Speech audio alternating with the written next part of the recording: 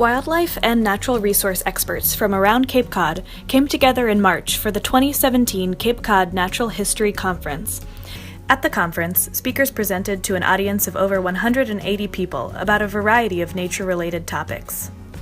I think it's a very good turnout. There's a lot of people here that are very excited about all sorts of environmental research on Cape Cod, ranging from microscopic organisms and invertebrates to everyone's favorite, the piping plover and horseshoe crabs and the famous manatee that was stranded on the Cape this past fall. So there's a lot of interesting topics here today and a lot of people really interested in learning about the environment.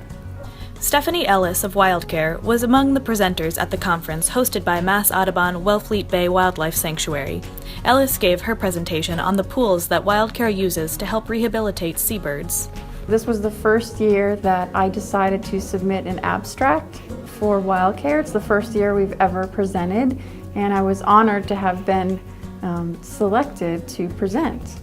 It's a really exciting topic and something that most people don't know about that I wanted to share. Our therapy pools are really important because we see so many seabirds and aquatic birds that come into our care. And when these birds come to us, they need to spend a lot of time in water. When you think about it, most of their life is spent on water. So to come into an unnatural environment and be sitting in a crate would not be normal for them. So it's really exciting that we have pools that help us to rehabilitate birds faster and get them back out into the wild faster. Graham presented old bird banding data from the Austin Ornithological Research Station, which existed on the property of the Wellfleet Bay Wildlife Sanctuary from 1929 to 1958.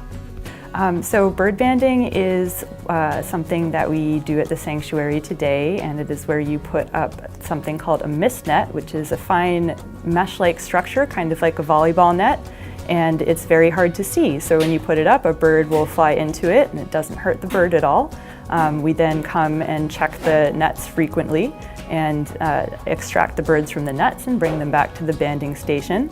We take a little bit of data, measure their wing chord, take their weight, try to see if we can figure out how old they are and what their sex might be, and then we let them go. And though our primary focus is to take data and do research on birds, we also have opportunities for people to come and observe our bird banding at bird banding programs at the sanctuary. Graham says that Wellfleet's bird banding station provides a unique opportunity for the public to see birds up close. Bird banding allows us to not only show you birds, but in some cases be able to put a bird into your hand and let you release it. And there's nothing that gets kids more engaged with an animal than when they're able to encounter that animal up close in a setting that they wouldn't naturally be able to see it. A lot of the birds that we catch are very sneaky, and you're just not able to see them unless we have them in our hand and are able to show you. So it's a very unique opportunity to get engaged and learn as much as you can about the natural world. Overall, the speakers were pleased with the turnout at the conference and the opportunity to educate the public about their conservation efforts. The turnout is the most ever, from what I understand. 185 people signed up in advance, and I am so excited to share this information with people. Probably the majority of the people in the room have never even thought about seabird pools.